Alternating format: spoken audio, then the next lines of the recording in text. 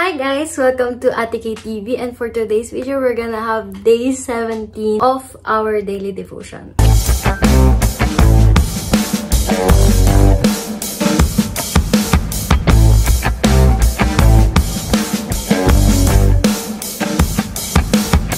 So we're gonna talk about Proverbs 23 verse 15 to 16. Sabi niya, "My son, if thine heart be wise, my heart shall rejoice, even mine. Yeah, my reins shall rejoice. When thy lips speak right things." Let's pray first. Lord, thank you so much for this day that you have given us. Thank you. At nandito na naman kami sa panibagong araw. Salamat sa ginawa mo. Yung araw na to, napakabuti mong Diyos. You are faithful, God. Even we are not faithful. You are glorious, God. There is nothing that you can't do. You are amazing, God. And we need you every day, oh God. We need your word every day. So Lord, speak through us. Speak to us, oh God. In Jesus Christ's name we pray.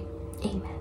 Yons! I'm so happy you guys are still here, and thank you so much for watching.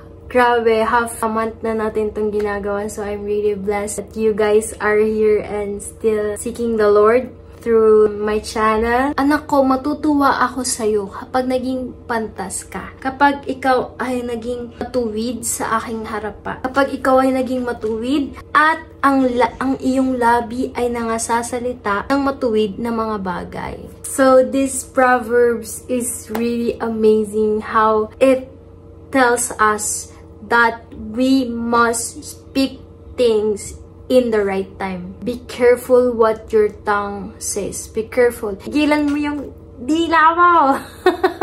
Ang hirap kaya pigilan ng dila. Sobra. Parang gusto mo na sabihin like, ayoko na sabihin, pero parang gusto mo pa rin i-share yung mga bagay na masasama or mga chismis or mga judgment sa ibang tao, pero speak the right things. Mayroong mga salita na tama, pero dapat sa tamang panahon mo sabihin. At bawat salita na sasabihin mo, bago ka sumagot, bago ka magsalita, mag-judge ng iba, alamin mo muna yung katotohanan bago ka magalit, bago ka gumawa ng mga kamangmangan. You have to be wise. You have to carefully do things in God's order, in God's timing, and na we must remember that death and life are in the power of our tongues. Yes, mga kapatid, sobrang mag-ingat ka sa mga sinasabi mo, pagsumpa mo, pag-bless mo, or kahit na ano, kasi lahat ng sinasabi mo mangyayari. Naniniwala talaga ako na may power yung tongue mo. And even yung mga, pag sinabihan mo yung tubig ng magagandang mga salita,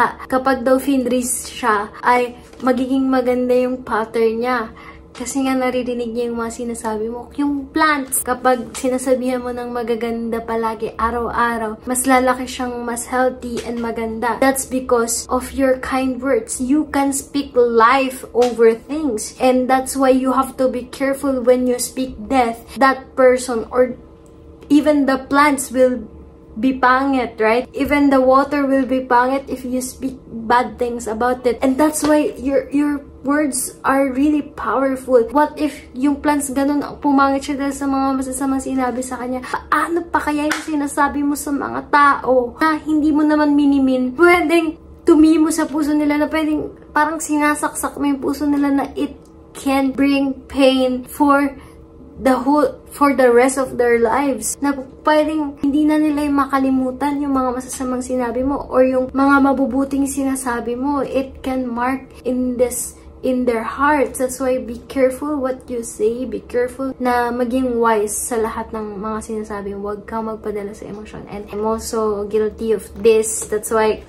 Lord, sorry sa mga mali naming nasabi, sa mga mali naming nagagawa talaga sa aming kapwa. Tulungan mo kami, Lord, talaga na maging karapat-dapat sa inyong harapan. And I know God will be very happy to see us growing up in our relationship with Him, that we never hurt anyone through our words and we speak the right things in the right time. Yun lang.